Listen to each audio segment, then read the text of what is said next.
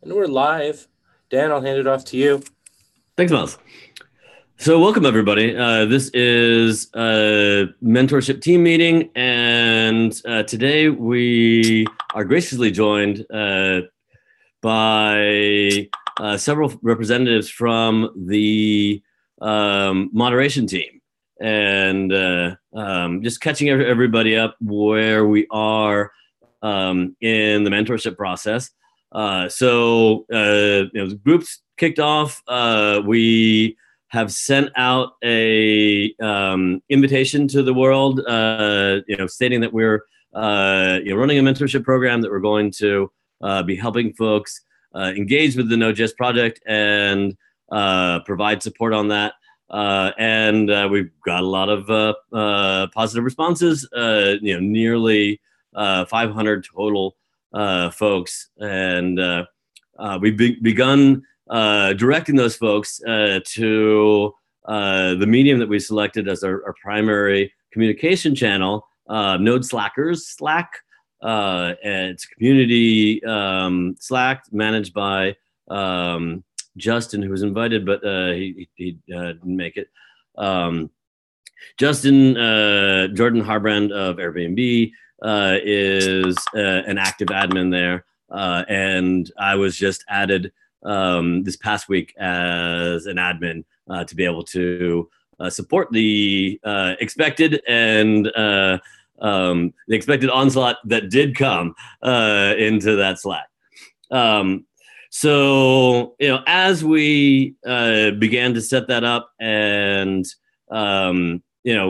get everything going, we're beginning to manage expectations, and invariably there were a few entitled folks that were, where's my mentorship right now? I have been continuing to set expectations with folks that we are a volunteer group. You've been using the turn of phrase, if you need immediate mentorship, you've come to the wrong place. I really wanted to make sure that we engage before we kick off our first cohort of mentors and mentees, to really engage the moderation team and make sure that we aren't getting ahead of ourselves and then having to backpedal when something invariably will go wrong, right? The moderation team sees enough stuff that you all know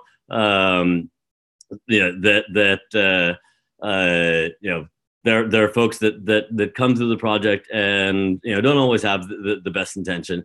And in order for us to ensure that the individuals who are here to be constructive and to collaborate together are able to have a successful experience with the Node.js project, we need to prepare ahead of hand. So in the case of emergency, we are able to act swiftly and help folks get to a safe space and de-escalate if things are escalating. So yes, Aguirre, it'd be great if we could send the link out to YouTube. Sorry.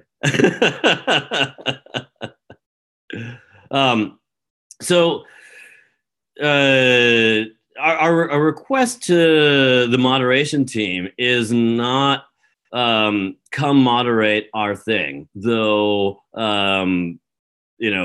If you want to mentor and help there, that'd be great. It's really a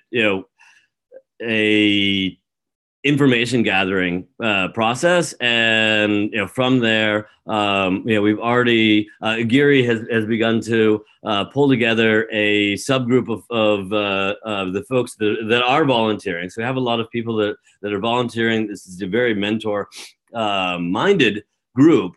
But those individuals don't have the experience and the tools that the moderation team has.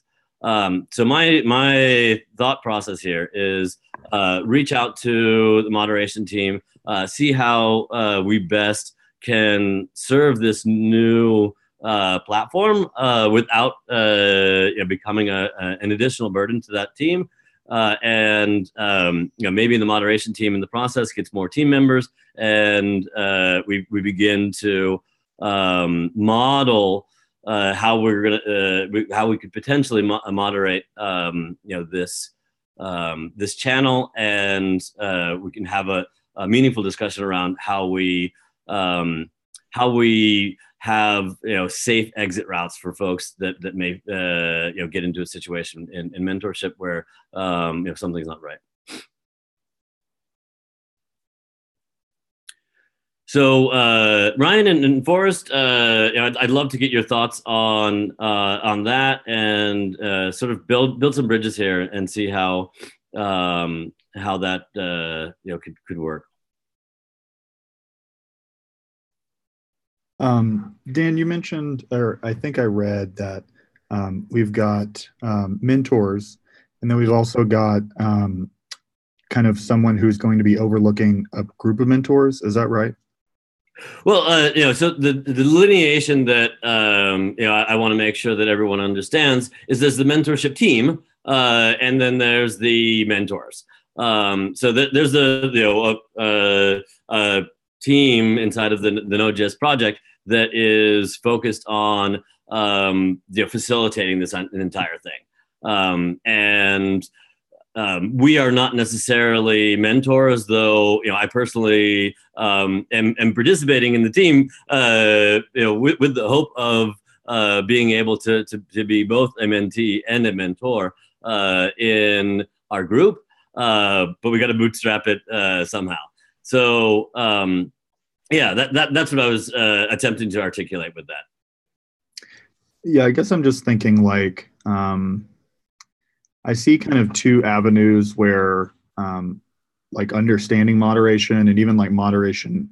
I see that there's like the moderation training route, where it would be helpful for mentors to maybe have some skills or have some understanding of available processes, so that if they have an issue with their mentees or between mentees, they're kind of able to navigate that healthily. But then also I see that we should probably have some type of process in place that mentees understand, so that if something happens, or even mentors as well, if something happens, they know how to report that, how to get something resolved. And I guess the question with the second thing is, do we want to have a different process than what's existing for moderation requests? So today people can email the report@nodejs.org email, and it comes to the moderation team, and we're able to do things. A kind of wrench that's thrown in there is the fact that if your primary communication medium is Slack, I think there's only 1 or 2 people from the moderation team on there, and the moderation tools in Slack seem to be lacking. I think, Forrest, you know a little bit more of that because you've looked at it. So yeah, maybe you can speak to that. I mean, the blunt fact of the matter is that Slack is not intended for this kind of community forum, and the kinds of things that would be useful moderation tools in a community forum are actively harmful to like the kinds of the discussions and interactions you're going to have in a work environment. Like if you're trying to block people on your work Slack, then there's something wrong at work, right? So the kind of the difficulty here with moderating a Slack community is that your tools are very, very high level, very blunt, right? You can boot somebody off the team, or you can DM them and try and work it out that way. And I need to circle back with Ryan after this meeting to talk about the next steps, but we're in the process of setting up an on-call rotation for the moderation team. So we can make sure that we have coverage over, all of the all so that we're actually immediately available and can be as proactive as possible around this stuff, which I think can be a way to do that. But to do that, we would probably want to use the existing mechanisms of having stuff get communicated through report. And so to kind of, my answer to Ryan's first question is, to the second question is, I don't think we need a separate process for this. We just need to make sure that everybody involved in mentorship is very aware of the resources that they have available to them around moderation. So yeah, the part where I began to really get concerned. So for me, mentorship is I'm a talker, and I'm happy to have an in-depth conversation and help folks out. And that talking is my primary medium for doing that. Everything that I have kind of been assessing keeps pointing me back to, maybe we should try to figure out how to do this in a more text-based forum. And that way we can actually facilitate moderation, right? Like if we're popping out and we're putting two strangers together in a hangout or a Zoom, and they don't know each other. They may be coming from different cultural backgrounds. They may have differing levels of experience with cognitive bias and all the various other things that you need to be able to communicate effectively and to get past our interpersonal challenges. That began to really concern me. So, if I can break in for just a sec. Please. We have a kind of an ongoing thread of discussion that we've been having within the moderation group is trying to figure out what the actual remit is of the group, right? Like one of the first things that we had to establish was that we're not primarily a policy formation body, right? Our job is to take the rules that exist and apply them. And so once we figured that out, it's like, okay, so that's kind of narrowing our scope, to broaden our scope out a little bit, what are some things that we could take on? And moderation is, if you look at our charter, a pretty tightly bounded activity, right? Our job is to make sure that people are staying within the bounds of the rules of discourse that we have established as a community. And I put it that specifically because one of the things that I personally am pushing us to avoid doing is getting into this role where we're tone policing, right? Right. I don't want to be talking about how people are saying things. I want to be talking about what they're saying and making sure that they're being respectful and professional to each other within the bounds of the project. So there's a whole set of discussions that happen around Node that kind of escape the bounds of that scope. Contentious technical discussions. We have to be capable as a project of constructively disagreeing with one another. Right. There's a lot of strong personalities involved. There are a lot of significant decisions that need to be made. And without some sort of process for structuring that, then people are either going to be like, well, I disagree with you, so I'm going to say that that's a violation of the code of conduct because I don't feel like I'm being respected, which is not great for anybody. Nobody comes out of that feeling good. Or people trying to throw their weight around in a way I'm a senior member of this project. Who cares what you think? Blah, blah, blah. So one of the things that we've been talking about is this notion of facilitation, right? What has happened a few times at various summits where there's somebody whose job is there to structure the discussion. And that structure around the discussion, we've kind of been talking about having a way to do that for contentious PRs is one example. Nice. Right? Allow somebody to raise a flag and say, oh, I think this is going to be difficult. Can we have somebody help us facilitate this discussion and actually participate in the discussion on the PR thread or the issue so that we can work through this in a way that everybody knows that, yes, this is contentious, and we're going to have people that are going to make sure that both sides are getting an opportunity to make sure that they're heard and that they're kind of keeping the discussion from wandering too far off the beam. Something like that sounds like it could be very useful for the mentorship process. And one of the things that we've been looking at getting as a resource, I think I think Tracy has been talking to the board about this, is getting training available for at least the moderation team in conflict resolution. And some other thing that they could offer us is training around some of this notion of facilitation. And one of the things that I've heard Tracy talk about a couple times now, and I think Ryan will have to back me up on this one, is the idea of offering this kind of basic conflict resolution and maybe even facilitation training to all members of the foundation. So that seems like another resource that this team could take advantage of. I can chime in there really quickly. That is definitely moving forward at the board, and we're just in the final stages of wrapping up that as something we can execute on.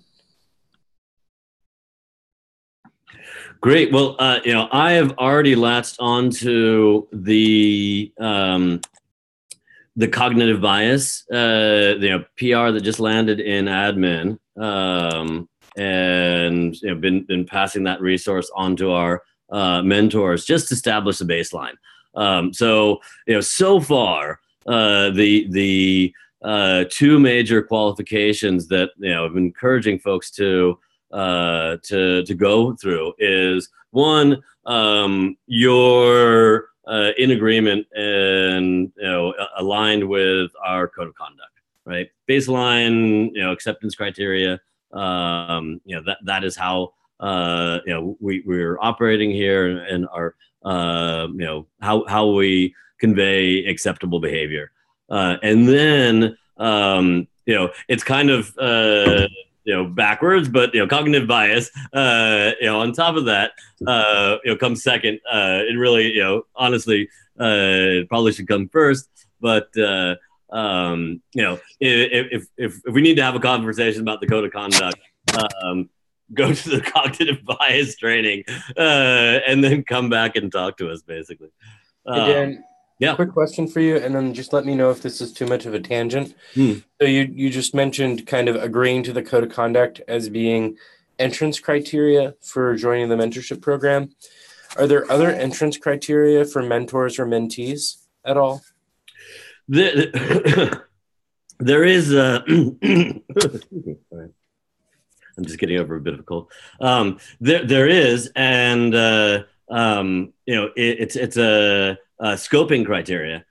So we're scoped to the Node.js project, right? This isn't general mentorship. This is not helping you directly get a job. A lot of folks that are interested are that have chimed up into the mentorship channel on Slack. Mentioned they're job seeking. So that is great, but what we're really trying to do is help you become a part of the Node.js project.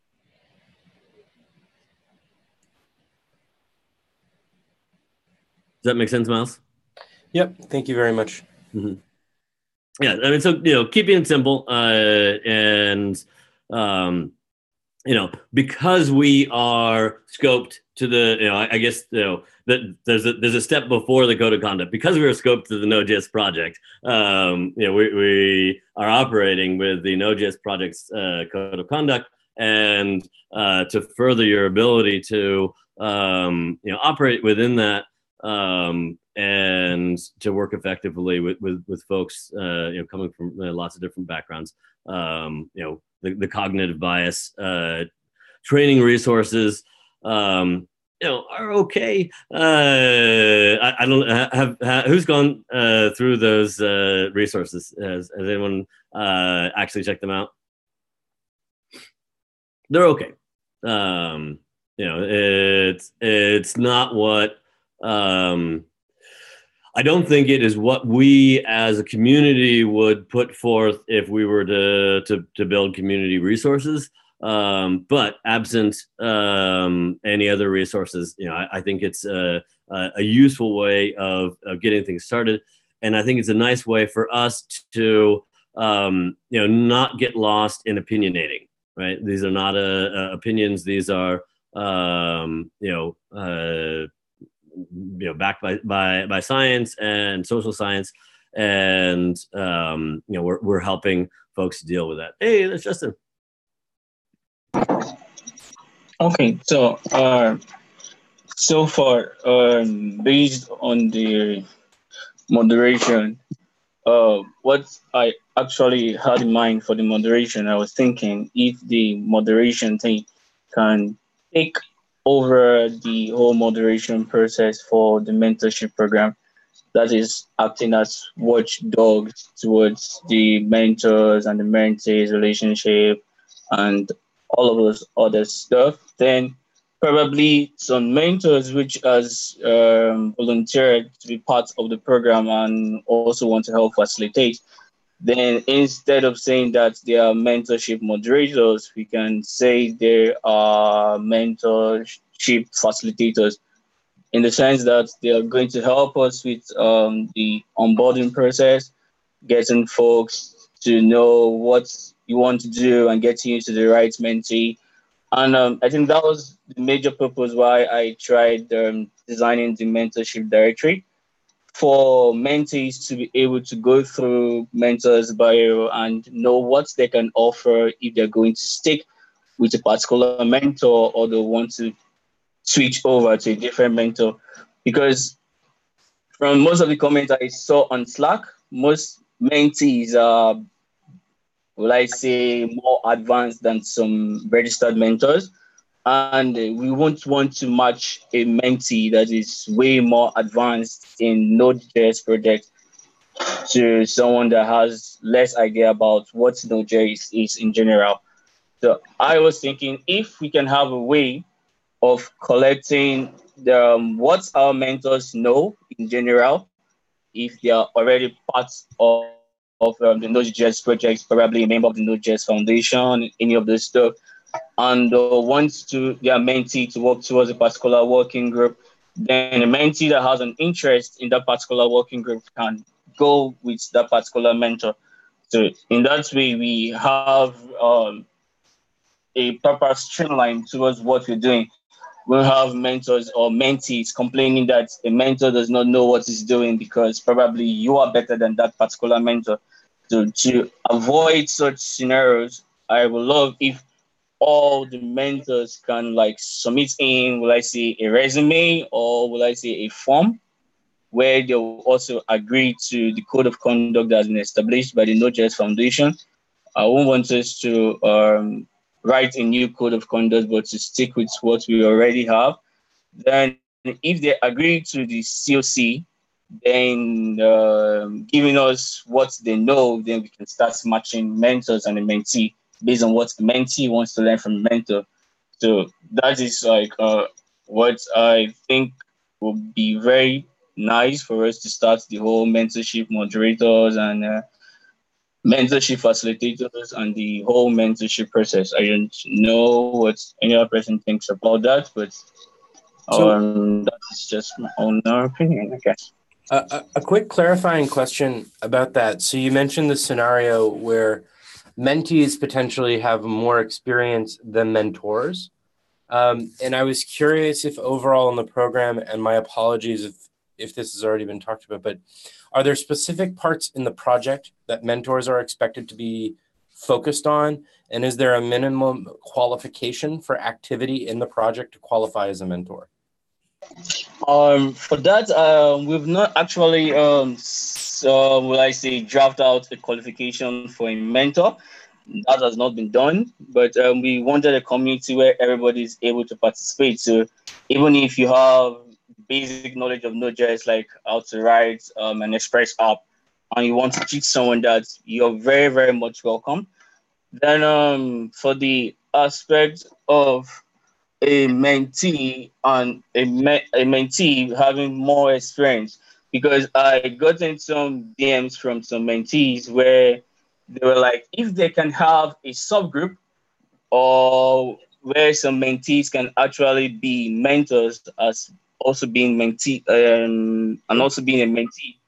Because some mentors were some mentees, like said, there we have some superior mentees here and some novice mentors. Like someone told me, I was like, he was expecting to be a mentee, Then he read through some of what the mentors were saying about themselves, and he noticed that he was better than them. I was like, okay, if it's what you think, I'm going to get back to the mentorship team and we can discuss on having a different kind of mentees that's probably a subgroup or something. But I just tried to not give him any opinion like him being better than someone that has volunteered to actually do something or teach someone. So I don't know if well. Okay, so two more points that I'm just thinking on here, and one is like I was, I guess, a little bit confused then, because I was under the impression that this mentorship program would be much more about the Node.js project and not just general mentorship. Not that that's a problem, but more from a communication standpoint, that may be a good thing to make sure that the project is aware of. And maybe you've been communicating and I just missed it. So it's more just like more communication around that would probably be good. The other one, and this is just a slight concern, and maybe it doesn't matter, but I do have a slight concern that if we don't set strong guidelines as to like what is an expected level for mentors to be at, that we are not setting people up for success. And so not to imply that it needs to be subgroups or very organized, but I think what people are going to mentor on needs to be focused, and a level to ensure that that mentoring will be useful for mentees will be important as well. Right. Okay, so from the previous meeting we had last week, we agreed that the program is going to focus towards more of the TSC and working on the Node 10, LTS, and all of these other processes. So that was like our major focus from the last meeting. I don't know if I'm right, Dan, but that was where we focused more on from the last meeting. So what we're looking towards was having mentors that have stronghold on what the Node modules and what Node updates are like. So they can actually help the mentees work on this particular knowledge. And I think what she suggested about having a guideline for mentors or a qualification for mentors is something that we have to look into. I don't know if you can draft out some qualifications for someone to be eligible to be a mentor mouse. I think that would be best in order to avoid the whole subgroup kind of stuff. I don't know. So if I could jump in here. One, and we'll come back to it. We need to touch on moderation team. There's a comment that you got into the very beginning with moderation team will do a thing, and we need to come back to that. But let's continue the discussion about matching mentors. So in our last meeting, actually it was James Snell, wasn't it? It wasn't Dawson. James Snell and a couple other folks, representatives from the TSC, shared a couple projects inside of the TSC that we could focus on. Yesterday at the ComCom meeting, I raised a call out to individuals in the ComCom to put forth projects in the same way. So it's a great opportunity for folks to potentially add new team members to the project by doing that. Yeah, I was thinking that's the third topic for today, right? Which is about those 6 months ones. I'm just interested, in thinking that we can reach out to the working groups and see if is there some matchmaking process to say, are there people interested in some of the things the working groups are working on, and using that as a way to figure out some longer term projects? Yep. I want to come back to the moderation team, since we Ryan and Forrest graciously joined us today, and there are some real just safety concerns that we have that I think are higher priority than the logistical concerns. And what I want to emphasize to Gary, who's a mentorship team member, is we have no ability to dictate to any other team. So we can ask for help, and in general, in anything in the Node.js project, we're all volunteers. So I assume that the teams that we're working with are understaffed and don't have enough resources. So if we're asking the moderation team for help, I assume in making any sort of ask that we're going to, as a mentorship team, we're going to have to bring our own resources, our own members to work with existing processes to accomplish this. I think that's a very, very important understanding that we establish. Hey, yeah, I agree with you on that. But should I like get list of people that are interested in moderating for the mentorship team to help work? Yeah, that's perfect. So I know you've been beginning to work with some of the mentors and mentees and individuals who are interested in helping facilitate there. That would be fantastic for us to begin to organize those individuals. And I guess the big ask is, if the moderation team is ready to go down this journey of facilitation, would you be willing to begin to model that with a small group of mentorship volunteers who can sort of help us help ourselves and begin to build some process around this new capability of the moderation team? Yes, so Dan, you're definitely right. We are understaffed. So in the last moderation team meeting, we did discuss a facilitation proposal, and I'll probably be opening a PR for that today. So I'll try to CC your team so you can take a look. I think in terms of like bodies, we probably can't contribute anything, but I think we can definitely provide guidance. I think the key thing, I completely agree that there's maybe some danger in the project that you want to preempt. Mm-hmm. And I think the key thing that I would think about that is the mediums in which communication is going to happen and what you do, like what the escalation procedure is. Like in Slack, for instance, if it's a conversation in the group channel, it's easy enough to have someone come in and talk. But if there's some private conversation, well, then that becomes more trickier. And how do you what do you do? So I think that if I would suggest if you're you would definitely want to think through all of those scenarios. Basically, think of where everything could go wrong and try to figure out what should happen, like what's like the ideal scenario, and then basically how you want to build a process around that. I think we can definitely support moderation around GitHub stuff. That's kind of our expertise, and we can provide guidance, and we can if the facilitation thing goes through. One of the key things about the facilitator's proposal is it's not just us who can be facilitators. It's really kind of a model around how to facilitate and mm-hmm. how to request these facilitators and what it should look like, just so we can have healthy discussions that don't get stuck on personal things.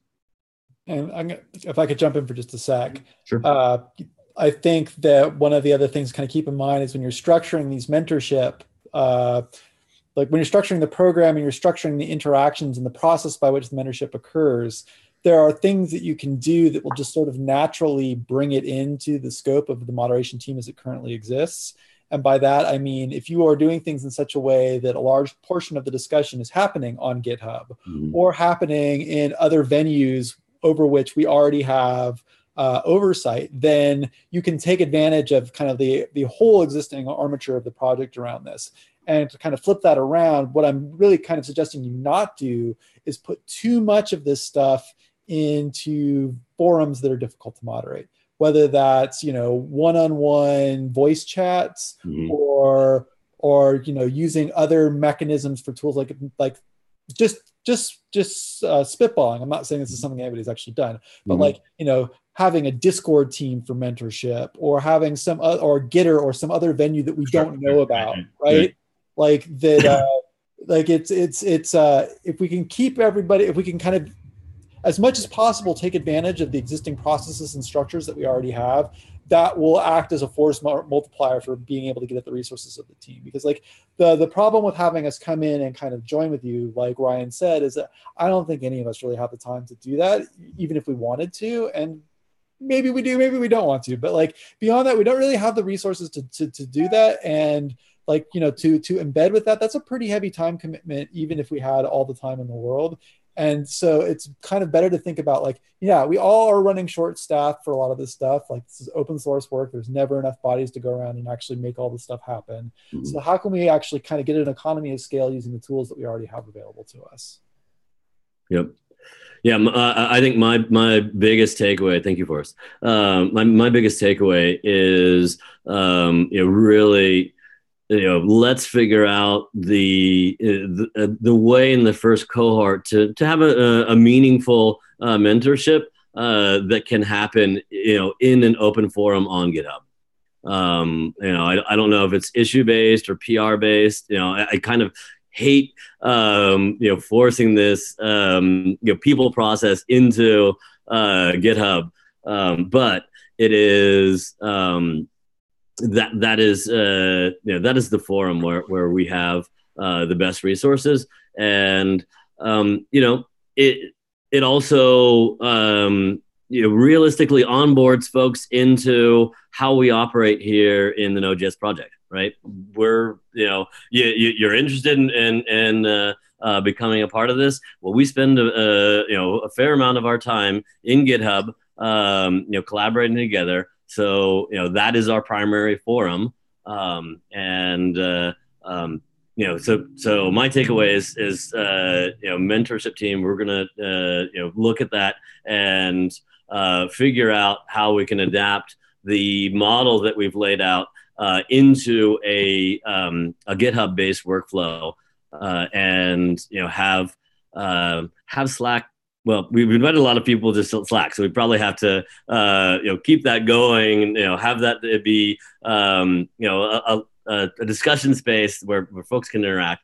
But the actual mentoring and facilitation, and we can lead that facilitation there on GitHub, and scale a little bit more through that. Yeah. So let me jump in really quick.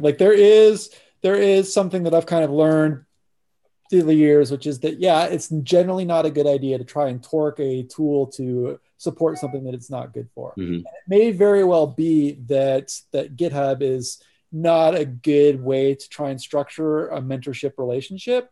And so I don't want to say we have the Slack team exists. Mm-hmm. There are a fair number of people paying attention to it. There may not be super high representation from the moderation team, but that may or may not actually be necessary. But again, if you're going to be using Slack for this stuff, use Slack the way it's meant to be used, and make sure that those discussions are happening in public groups. Mm-hmm. Right? Make sure that anybody can be seeing the interaction, and try as much as possible to discourage people from taking stuff dark. This is something I've observed watching people at Slack, how they use Slack. Mm-hmm. And there's a strong bias there to try and push stuff out of private conversations and into a broader venue. Particularly anything having to do with transparency management, course correction. There's a kind of a tendency that a number of us have to try and keep stuff private because it may be something that brings feelings in. The problem with that is that is also the easiest venue for misunderstandings to creep in and to cause people to get into a state where there may be a potential issue of harassment or or like an interaction that probably should have somebody else's eyes on it, right? So if you can make it work in such a way that people are doing these things in a place where everybody can see what's going on and kind of inculcate that culture, like particularly in the mentors, if you make that an expectation, if you're going to have communications with a mentee about something, try to frame that in a way that it can be had in public and then do it in public, then I think that will be very helpful and healthy in the long run. So Forrest, I'm going to give a tiny bit of pushback on that, not a huge amount. But having done a mentorship program in Node with Outreachy in the past, one thing that I do know is that people who are early, who are talking about ideas that are maybe embarrassing, that are trying to like figure things out, may not be comfortable enough to do that in a public setting. And there's parts of a mentor-mentee relationship that is a private one-to-one relationship. So I have kind of two responses to that. One is, yeah, of course that's true. And, you know, like we gotta figure out some way to meet people where they are. But I think also that kind of speaks to the importance of establishing a certain kind of culture in the mentorship program from the outset, which is, you know, this is something that has been true in a number of my most recent jobs as well, which is like frame it in such a terms that like everybody is aware that like there really aren't any stupid questions around these kinds of things, right?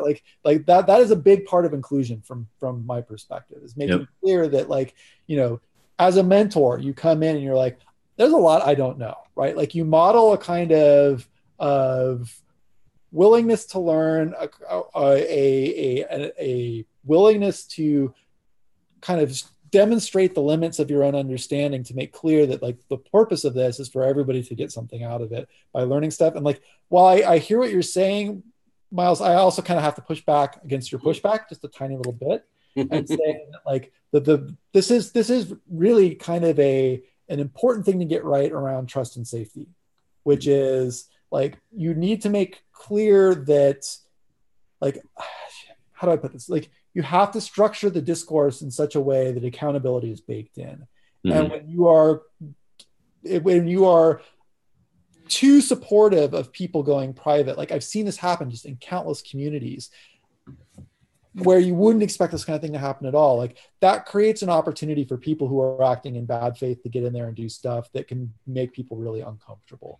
And so to the degree to which you can minimize that, you can make for a self-correcting system. That's the primary reason why, the primary benefit I see of keeping this stuff public. That's fair. I mean, the only last bit I'll add, and then I'll stop derailing, I apologize, but I do think that it's worth considering how much noise we have in Node. And if a mentee needs help from mentor and things are in one public channel, I don't know how you filter out real help from the noise. Yeah, no, don't do it all in one public channel. Right, like have lots of public channels. Right. You know, like it does. Like not everybody has to be paying attention to this stuff. If there's only like 2 or 3 people in a channel, that's fine. But the idea is that people can see what's going on and can come in and participate, and like it's more a consciousness of the fact that this is something that anybody can see. Right, like it's a little bit panopticon-ish, but like in a way that I think is healthy and constructive. Okay, I agree a little bit with him, but what if we encourage mentees or mentors to make reports if they feel uncomfortable or with something a mentor or mentee, vice versa, is doing? Make reports directly to anybody that is going to volunteer to be on the moderation. If a report is being made concerning the way someone speaks to someone privately when we are not there to watch over the person, then we can take actions on that particular individual. I don't know if that will be helpful, because from my little experience with mentoring people, you have to create that very, very comfortable relationship with the person that you are mentoring, because it's not completely possible for you to have a public mentoring system. But if you are able to have that one-on-one relationship with a mentor and mentee, this is my mentee, this is my mentor, this is what he's teaching me, and this is what I'm learning from him, then I think that may work. But if you have that kind of an idea around the program that someone talks to you the way you don't like, you make a report to this particular person, and this person is going to help you walk through that report you make. I don't know if Miles, if that makes sense, because I think that is going to work.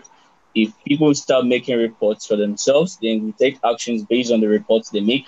Maybe during, like, if they have a conversation that's probably on Zoom, if a mentee should call a mentor, we would like to see a video of the conversation they had, stuff like that. Just a way of trying to guide them through the whole process, because you may probably want to learn something from someone, and sending a message doesn't make you learn it so fast, but having a video conversation actually helps with such mentoring process. I don't know if we can enforce a law that if you don't like the way someone speaks to you, report to this particular person. Then we can take actions and help you with whatever opinion you have to make about that uncomfortable situation. Does that make sense? I would like to encourage not over optimizing on this too early.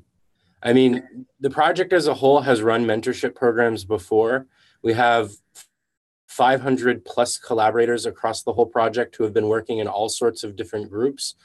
And these are not problems that we have had at large. I recognize that because we're talking about a mentor and mentee relationship, this is something that is a little bit more sensitive.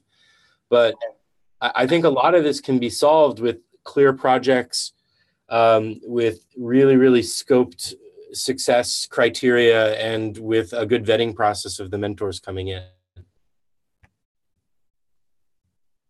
Okay, I think you're assuming a lot of resources on hand, for us to do that, and yes, with all the resources and team to be able to facilitate that, that would be wonderful. I don't think so. If the mentors have to be collaborators for the first round, then we've got that done already. Those people have all already been vetted. Like, scoping, things like that. Yes. Yeah. I'm not saying it has to be a really active process. I'm saying if we scope this process early, we can avoid having to think through a lot of this stuff. All of our collaborators have already agreed to the code of conduct. We already have good rapport with them. Anyone who has a commit bit, like, for example, if we made the first round of the mentee program, get your commit bit on Node, and made all the mentors people who already have commit bits, it's a really clear goal. And it's all of the mentors are people who are already bought into our whole process. And we can rely on all of the mentorships, all of the moderation stuff we already have. And I don't think we would need anything too much extra on top of it. I like that a lot, Miles. Mm-hmm. Mm-hmm. Yeah, I think vetting mentors, it goes a long way to keeping problems out. In the moderation space, most of the issues that we've seen are people who are not collaborators. Collaborators are usually more well behaved, and if they do fall, like something does come up, you can communicate with them much easier. And every single collaborator is arguably already a trained moderator with access to the moderation space and can act as moderators of the program. I like that a lot. And Aguirre, I just want to clarify that I think all the things that you're bringing up are really important and are things that if this program were to grow and scale, we would have to worry about. But my main concern is that if we focus on trying to solve all of this early on, that it will just take too long to get anything going.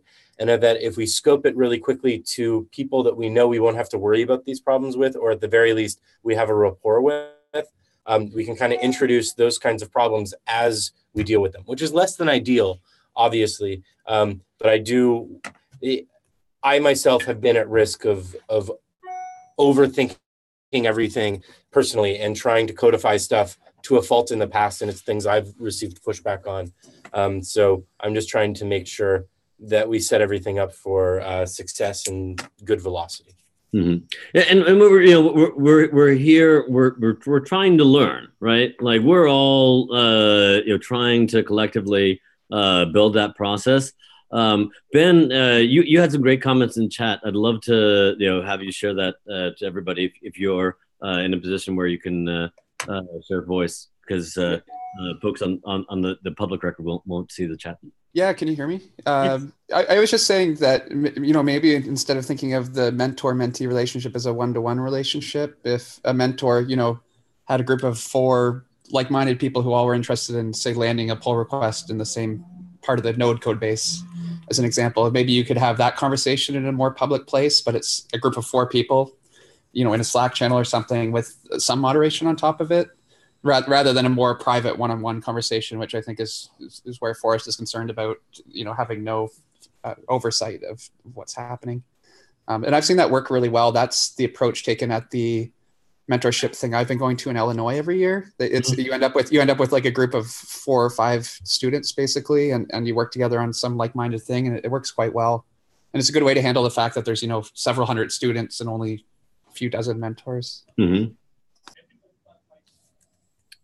Nice. So that's eaten up most of our time today.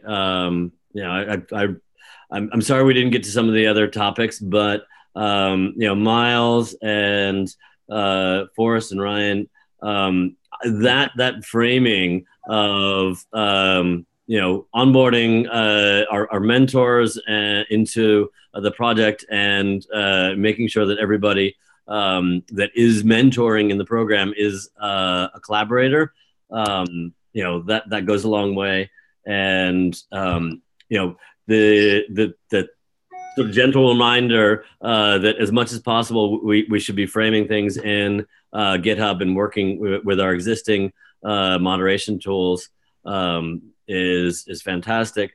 And rather than developing out private rooms or spaces inside of Slack, I'll be working with the mentorship team to define those collaboration spaces, somewhere on GitHub, where the record of the meetings and action items and stuff like that are flowing through GitHub. I think that'll make things sane, and also logistically, I think that'll make our ability to manage from a handful of folks in the first cohort to hundreds of folks.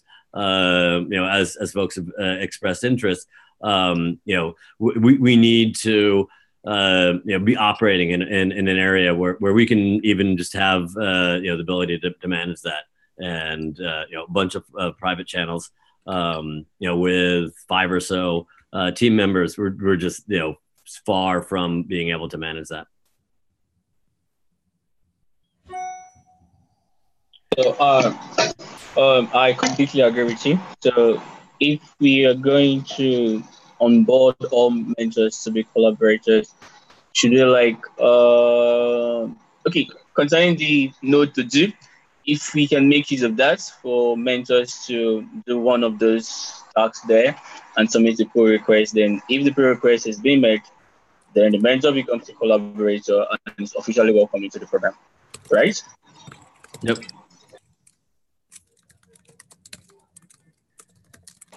Okay, so secondly, for the onboarding of mentors and mentees, we are going to wait for the mentors to become collaborators before we start the onboarding process. Right? Yep. One thing to add to that, when we're saying adding them as collaborators, I was thinking that we would work out of our current existing pool of collaborators on the Node project with commit bits. That was what I was thinking. I mean, it doesn't need to be exactly the way I framed it, but based on what Aguirre was just saying, are you implying that rather you would be onboarding the mentors as collaborators as part of the project? Right. So my sort of distillation of what you suggested is yes, we do have a lot of folks that have shown interest, and we'd like to engage them and bring them into the process. So to facilitate that, let's work with a group of existing collaborators as mentors in the process, mentoring the mentors, and then we can move that through basically a funnel. Okay, cool. Does that make sense? Yeah. So thanks, Ben. I've got to drop myself. Sorry. Yeah, that's where I'm gonna we can let folks drop. Aguirre, if you could stay around, we'll have a little bit of a private session and discuss that.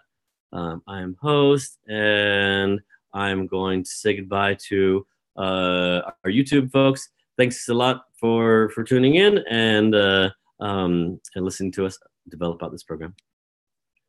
Stop the line. It is.